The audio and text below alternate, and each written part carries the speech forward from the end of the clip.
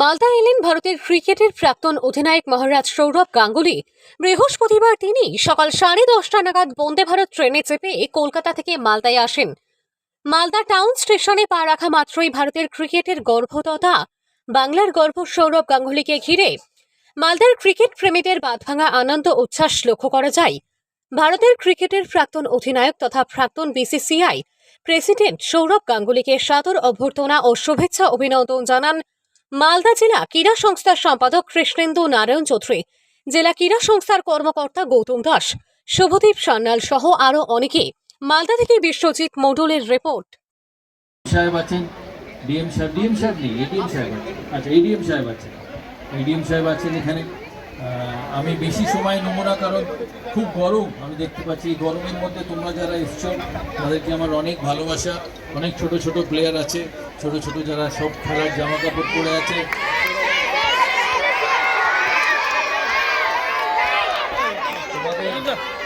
তোমাদের খেলাধুলোর জন্য আমার অনেক শুভেচ্ছা রইল। মালদা একটা বড় ডিস্ট্রিক্ট। অ্যাকচুয়ালি আমি প্রথমবার মালদায় এসছি, এর আগে কোনোদিন মালদায় আসিনি।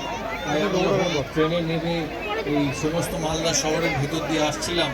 কৃষ্ণেন্দুদাকে জিজ্ঞেস করছিলাম যে মালদা শহর এত বড় শহর, এখানে আমার একজন বন্ধু বললো যে এখানে জায়গার দাম কলকাতার কাছাকাছি প্রায়।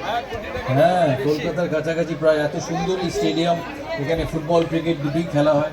তোমরা এই ফেসিলিটি ভালো করে ইউজ করবে, কারণ ক্রিকেট অ্যাসোসিয়েশন অফ বেঙ্গল যে এই কোচিং সেন্টারটি, ছোট্ট ক্রিকেট একাডেমিটি তৈরি করার জন্য সাহায্য করেছিল 2017-18 সাল থেকে।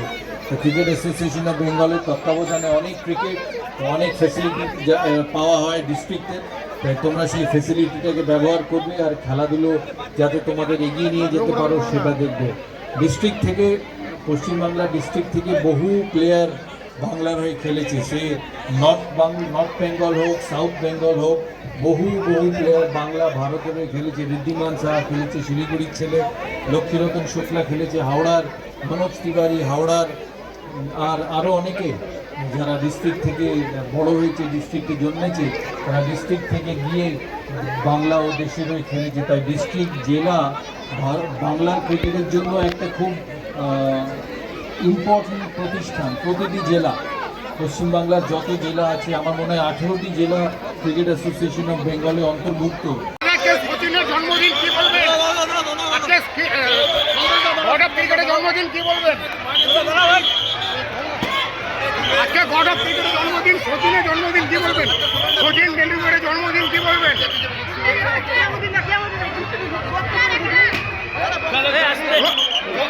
Rohit Sharma back to back 50।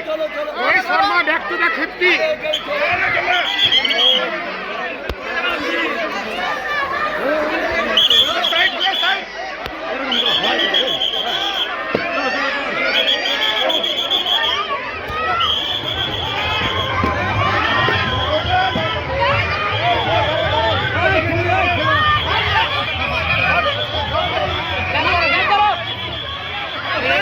Standard হয়ে যাবে।